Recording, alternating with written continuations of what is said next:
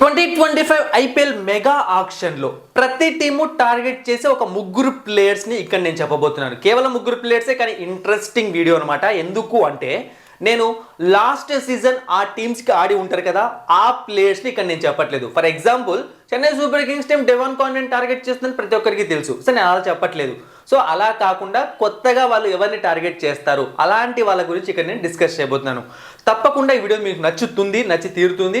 వీడియోని లైక్ చేయండి, షేర్ చేయండి. మీకు ఇష్టమైన టీం ఎవరిని టార్గెట్ చేస్తే బాగుంటుందో వాళ్ళ పేర్లు కామెంట్ సెక్షన్లో కామెంట్ చేయండి. అండ్ ఇంకొక విషయం ఏంటి అంటే, ఈ వీడియో మళ్ళీ ఎందుకు ఇప్పుడు చేస్తున్నాను, ఆల్రెడీ మనం target players video detailed video చేసాం, కానీ ఇప్పుడు ఎందుకు చేస్తున్నాను అంటే, సో ప్లేయర్స్ లిస్ట్ బయటకు వచ్చాక మనకు తెలియాలన్నమాట ఎవరు టార్గెట్ చేస్తారు. ఎందుకంటే కొంతమంది ప్లేయర్స్ లిస్ట్లో లేరు, అందుకే ఇది చేయబోతున్నాను అనమాట. సో ఫస్ట్ నేను ముంబై ఇండియన్స్ టీంతో స్టార్ట్ చేస్తాను. సో వీళ్ళు ఈ సంవత్సరం క్వింటన్ డీకాక్ని టార్గెట్ చేయబోతున్నారు. So last year Lucknow super Giants టీంలో ఉన్నాడు క్వింటన్ డీకాక్. ఇంతకుముందు ముంబై ఇండియన్స్ టీంకి కూడా ఆడాడు. ఎందుకు క్వింటన్ డీకాక్ ముంబై ఇండియన్స్కి అవసరం ఉంది? ఒకవేళ ఇషాన్ కిషన్ టీంలోకి రాకుంటే వాళ్ళకు ఒక వికెట్ కీపర్ కావాలి, ఒక మంచి ఓపెనర్ కావాలి. సో ఆ రెండు కూడా క్వింటన్ డీకాక్ కవర్ చేయగలడు. అండ్ ఇంతకుముందు ముంబై ఇండియన్స్ టీంలో ఆడిన ఒక ర్యాపో ఉంది, ఆ మేనేజ్మెంట్తో అతనికి ఒక అనుబంధం ఉంది కాబట్టి. ఇక నెక్స్ట్ కృణల్ పాండ్యా, ఇతను కూడా మాజీ ముంబై ఇండియన్స్ ప్లేయరే. ఇంతకుముందు లక్నో సూపర్ జైంట్స్ టీంలో ఉన్నాడు. So present Hardik Pandya captain. బేసిక్గా లాస్ట్ ఇయరే కృణల్ పాండ్యా వస్తాడు అనుకున్నారు, కానీ అది జరగలేదన్నమాట కొన్ని అనివార్య కారణాల వల్ల, రిటెన్షన్స్ అవి ఇవి అని చెప్పి. సో బట్ ఈ ఇయర్ మాత్రం ఖచ్చితంగా ఎందుకో కృణల్ పాండ్యా ముంబై ఇండియన్స్ టీంలోకి వస్తాడేమో అనిపిస్తుంది. టార్గెట్ చేస్తారు, వాళ్ళకు అవసరం కూడా ఉంది కృణల్ పాండ్యాది.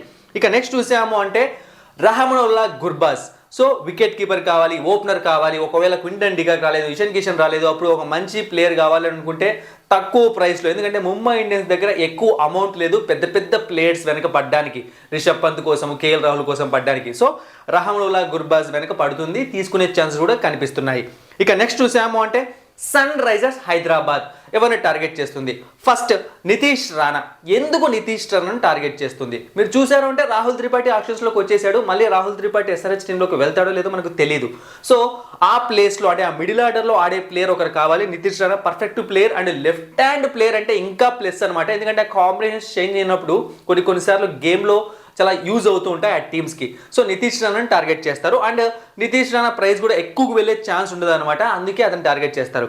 ఇక నెక్స్ట్ రషీద్ ఖాన్ ఎప్పుడైతే ఎస్ఆర్హెచ్ టీం నుంచి వెళ్ళిపోయాడో వీళ్ళకు ఒక మంచి స్పిన్నర్ అన్నవాడు దొరకట్లేదు ఆప్షన్లో.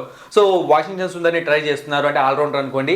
అలాగే మయాంక్ మార్కండేని ట్రై చేశారు, ఇంకా చాలా మందిని ట్రై చేశారు, బట్ వర్కౌట్ అవ్వట్లేదు. మయాంక్ మార్కండే లాస్ట్ సీజన్ చూసాము అంటే కొన్ని మ్యాచ్లు బాగా చేశాడు, కానీ కొన్ని మ్యాచ్లు ఎక్స్పెన్సివ్ అయిపోవడము, అంటే ఖచ్చితంగా వికెట్ తీసుకుంటాడని చెప్పే బౌలర్ అయితే కాదు మయాంక్ మార్కండే. అందుకే యుజ్వేంద్ర చాహల్ కోసం టార్గెట్ చేస్తుంది సన్ రైజర్స్ హైదరాబాద్ తప్పకుండా, డ్యామ్ ష్యూర్గా. ఇక నెక్స్ట్ ఎస్ఆర్హెచ్లో ఉన్న ఇంకొక చిన్న ప్రాబ్లం ఏంటి అంటే మ్యాచెస్ని ఫినిష్ చేయడం. హెన్రిచ్ క్లాసన్ లాస్ట్ వరకు మ్యాచెస్ని తీసుకొని వెళ్తాడు. ఒకవేళ లాస్ట్లో అవుట్ అయ్యాడు అనుకోండి, తర్వాత అబ్దుల్ సమాద్ని నమ్ముకునైతే ఉండలేం మనం. అసలు అబ్దుల్ సమాద్ మ్యాచెస్ని ఫినిష్ చేసినవి చాలా అంటే చాలా తక్కువ, బట్ చాలా కష్టపడి గ్రూమ్ చేసుకున్నారు. ఇప్పుడు కూడా మళ్ళీ టార్గెట్ చేస్తారు, కానీ కూడా ఒక ఇంపార్టెంట్ ప్లేయర్ కావాలి ఖచ్చితంగా, లాస్ట్ వరకు ఉండే ప్లేయర్ ఉంటే అశుతోష్ శర్మను టార్గెట్ చేస్తుంది సన్ రైజర్స్ హైదరాబాద్.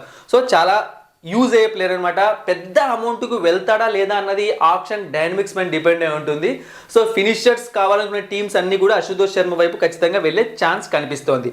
సో ఇక నెక్స్ట్ చూసాము అంటే కోల్కతా నైట్ రైడర్స్. సో వీళ్ళు రిషబ్ పంత్ కోసం టార్గెట్ చేయబోతున్నారు, డౌట్ లేదు. అయితే ముందే చెప్తున్నాను, రిషబ్ పంత్ని టార్గెట్ చేస్తారు, కానీ ఒక మినిమం ప్రైస్ వరకు, నాకు తెలిసి ఒక 22 crores వరకు కూడా ట్రై చేస్తారు. కానీ అంతకన్నా ఎక్కువ వెళ్ళాడు అనుకోండి, 20 పైన వెళ్ళాడు అనుకోండి, ఆగిపోతుంది కేకేఆర్. ముందే చెప్పేస్తున్నాను. ఎందుకు అంటే వాళ్ళ దగ్గర అంత అమౌంట్ లేదు, బట్ రిషబ్ పంత్ అవసరం వాళ్ళకి చాలా ఉంది, అందుకే టార్గెట్ చేసి తీరుతారు. ఏమో వాళ్ళ అదృష్టం బాగుంటే, ఆ రోజు టైం ఏమన్నా బాగుంటే రావచ్చేమో, చెప్పలేం. ఇక నెక్స్ట్ ఇషాన్ కిషన్. అంటే రిషబ్ పంత్ రాకుంటే ఇషాన్ కిషన్ కోసం వెళ్ళాలి కదా, ఎందుకంటే వికెట్ కీపర్ కావాలి వీళ్ళకు. అంటే ఫిల్ సాల్ట్ వెళ్ళిపోయాడు, సో కావాలని రహమనుల్లా గుర్బాజ్ వెళ్ళిపోయాడు. ఇషాన్ కిషన్ టార్గెట్ చేసే ఛాన్స్ ఉంటుంది, తక్కువ ప్రైస్కి వచ్చేస్తాడు కూడా, ఎక్కువ ప్రైస్కు వెళ్ళాడు ఇషాన్ కిషన్. ఇక నెక్స్ట్ చూసాము అంటే అన్రిచ్ నాట్జే. ఎందుకంటే మిచెల్ స్టార్క్ని ఆప్షన్లోకి వదిలేశారు. ఒక ఓవర్సీస్ బౌలర్ కావాలని ఏ టీం అయినా కోరుకుంటుంది. ఇప్పుడు వీళ్ళకి ఒక మంచి బౌలర్ కావాలనుకుంటే మిచెల్ స్టార్క్ని మిచెల్ స్టార్క్ కొంచెం ఎక్కువకు వెళ్ళే ఛాన్స్ ఉంది. ఇప్పుడు మిచెల్ స్టార్క్ని కేకేఆర్ టార్గెట్ చేసే స్టేజ్లో లేదు అంత అమౌంట్, ఎందుకంటే చాలా మందిని ఇంకా బిల్డ్ చేసుకోవాలి కాబట్టి టీంలో. సో అందుకే అన్రిచ్ నాట్జే లాంటి ప్లేయర్స్ని టార్గెట్ చేసే ఛాన్స్ కనిపిస్తుంది. ఇక నెక్స్ట్ చూసాము అంటే ఇక్కడ చెన్నై సూపర్ కింగ్స్. సో వీళ్ళు ఎవరిని టార్గెట్ చేస్తారు? Glenn Maxwell. నేను టార్గెట్ ప్లేయర్స్ వీళ్ళు చెప్పాను, చాలాసార్లు చెప్పాను, ఎందుకో తేడా కొడుతోంది ఈ సంవత్సరం గ్లెన్ మ్యాక్స్వెల్ సిఎస్కే టీంలోకి వెళ్తాడని చెప్పి. ఎస్, ఆర్సీబీకి ఆర్టీఎం ఆప్షన్ ఉంది, యూస్ చేయొచ్చు. బట్ కొత్త ఆర్టీఎం రూల్స్ ప్రకారం ఏమైనా జరగచ్చు అనమాట. గ్లెన్ మ్యాక్స్వెల్ సిఎస్కే టీంలోకి వెళ్ళే ఛాన్స్ ఉన్నాయని నాకు అనిపిస్తుంది, టార్గెట్ చేస్తుంది అనిపిస్తుంది. ఇక నెక్స్ట్ రవిచంద్రన్ అశ్విన్. ఇది కూడా పక్కా న్యూస్ అనమాట. ఈ సంవత్సరం అశ్విన్ సిఎస్కే ఆడి తీరుతాడని చెప్పి అందరూ అంటున్నారు. అంటే ఒకవేళ అక్కడ పోటీ జరిగేమన్నా ప్రైస్ ఎక్కువ పోతే చెప్పలేం, కానీ ముందుగానే అశ్విన్ డిస్కస్ చేయడం అశ్విన్తో సిఎస్కే టీము అని చెప్పి ఇవన్నీ జరిగాయి అనమాట కొన్ని మ్యాటర్స్. సో వస్తాడనిపిస్తుంది. ఇక నెక్స్ట్ రాహుల్ త్రిపాఠిని టార్గెట్ చేస్తుంది చెన్నై సూపర్ కింగ్స్. ఎందుకు అంటే సో చెన్నై సూపర్ కింగ్స్ ఎప్పుడూ కూడా స్టార్ ప్లేయర్స్ వెనక పడదు, పరిగెత్తదు, చాలా తక్కువ సందర్భాల్లోనే వెళ్తూ ఉంటుంది. మీరు అనుకోవచ్చు రిషబ్ పంత్ కోసం టార్గెట్ చేస్తుందని చెప్పి. రిషబ్ పంత్ కోసం టార్గెట్ చేస్తుంది చెన్నై, కానీ అతన్ని తెచ్చుకోవడం అంత ఈజీ కాదు. వీళ్ళ దగ్గర ఉన్న అమౌంట్తో కొంచెం కష్టమైన విషయమే. కాబట్టి రాహుల్ త్రిపాఠి టార్గెట్ అంటే సంబంధం లేని ప్లేయర్స్, వికెట్ కీపరు, ఇతను బ్యాట్స్మెన్, కానీ రాహుల్ త్రిపాఠి టీంలోకి వచ్చాడు అంటే ఆ మిడిల్ ఆర్డర్ చాలా స్ట్రాంగ్ అవుతుంది అనమాట. మోయిన్ అలీ ఉన్నప్పుడు కన్నా రాహుల్ త్రిపాఠి ఉన్నప్పుడు ఇంకా స్ట్రాంగ్. ఎందుకో Rahul Tripathi under rated player అనిపిస్తుంది నాకు. చాలా మంచి ప్లేయర్ అనమాట. స్ట్రైక్ని అద్భుతంగా రొటేట్ చేస్తాడు, స్ట్రైక్ని అద్భుతంగా పెంచుతాడు అనమాట. అతను ఎక్కువగా గ్రౌండ్లో అంటే క్రీజ్లో ఉన్నంతసేపు రన్స్ చేయాలని కోరుకుంటూ ఉండే ప్లేయర్ అనమాట. ఇక నెక్స్ట్ చూసాము అంటే ఇక్కడ మనం రాజస్థాన్ రాయల్స్. సో ఇవన్నీ టార్గెట్ చేస్తుంది ఎయిడెన్ మార్క్రమ్. ఎందుకు ఎయిడెన్ మార్క్రమ్ ఏం అవసరం ఉంది అంటే, సో ఒకవేళ సంజు శాంసన్ ఓపెనింగ్కి వెళ్ళినా లేకుంటే ఎయిడెన్ మార్క్రమ్తో కూడా ఓపెనింగ్ చేయించవచ్చు. సో ఆ రెండు విధాలుగా యూజ్ అవుతాడు. అండ్ మిడిల్ ఆర్డర్ అంటే వన్ డౌన్లో ఒకవేళ ఎయిడెన్ మార్క్రమ్ ఉన్నాడు అనుకుంటే అది టీంకి ఏ టీంకినే ప్లస్ అవుతుంది. ఎందుకంటే ఇతనిలో ఉన్న స్పెషాలిటీ ఏంటి అంటే ఫాస్ట్గా ఆడగలడు, యాంకర్ ఇన్నింగ్స్ కూడా చేయగలడు అనమాట. సో అలాంటి ఎబిలిటీస్ ఉన్నాయి. ఎస్ఆర్హెచ్ ట్రై చేస్తుంది మళ్ళీ. సో బట్ రాజస్థాన్ రాయల్స్ కూడా ట్రై చేస్తుంది, ఎందుకంటే ఎయిడెన్ మార్క్రమ్ ఒక అండర్ రేటెడ్ ప్లేయర్ అనమాట. ఎక్కువ ప్లేస్కి వెళ్ళే ఛాన్సెస్ లేవు. ఇక అంతేకాకుండా ఎయిడెన్ మార్క్రమ్ కోసం కెప్టెన్ కావాలనుకున్న టీమ్స్ కూడా టార్గెట్ చేసే ఛాన్స్ ఉంది, ఇది గుర్తుపెట్టుకోండి. ఇక నెక్స్ట్ చూసాము అంటే కగిసో రబాడా.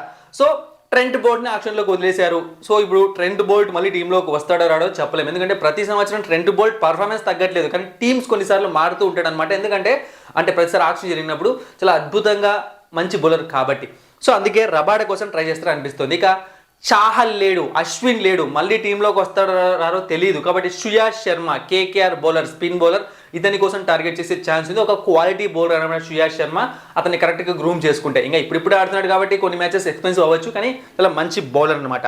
ఇక next Delhi Capitals.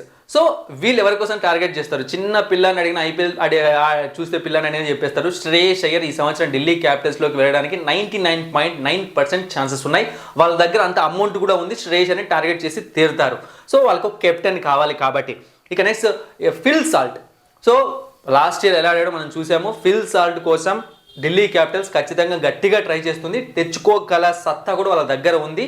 So Phil Salt కూడా ఢిల్లీ క్యాపిటల్స్ టీంలోకి వెళ్ళే ఛాన్సెస్ కనిపిస్తున్నాయి. ఇక నెక్స్ట్ మిచెల్ స్టార్క్.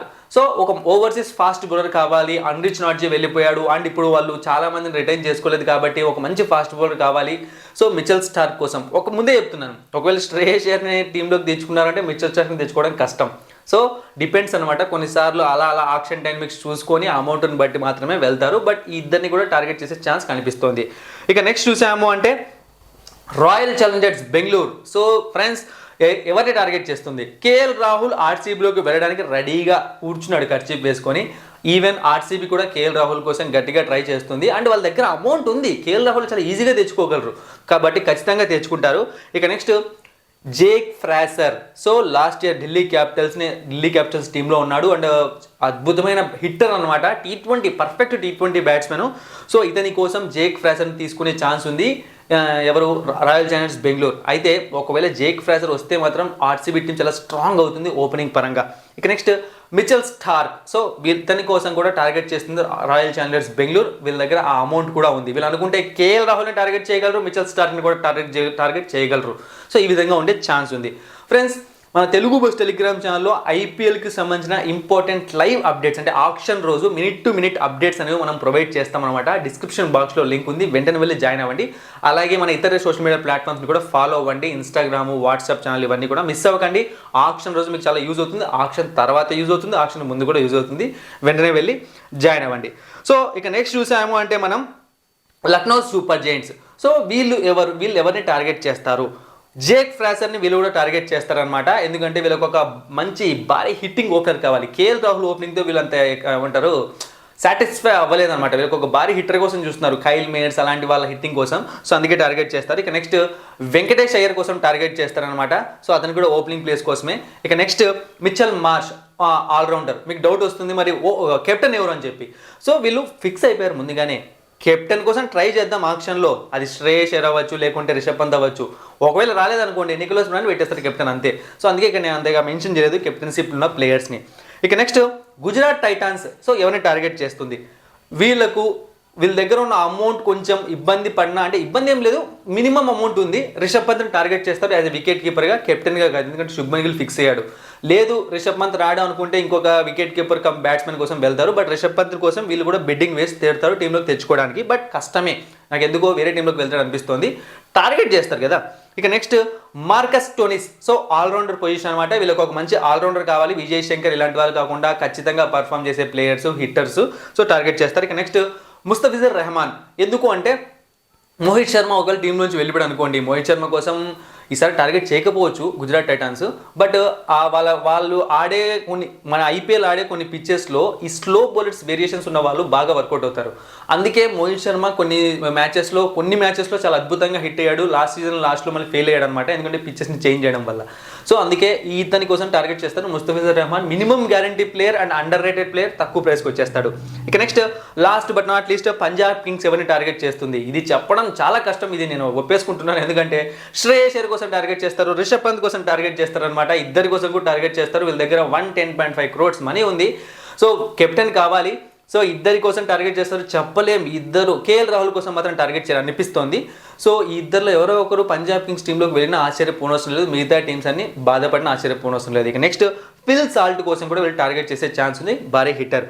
సో ఈ విధంగా ఈ 10 టీమ్స్ కూడా ఇలాంటి ఒక 3 players, అంటే ఇంకా చాలా మంది ప్లేయర్స్ ఉన్నారు, వాళ్ళని నేను డీటెయిల్గా ఎక్స్ప్లెయిన్ చేశాను మన టార్గెట్ ప్లేయర్స్ వీడియోలో.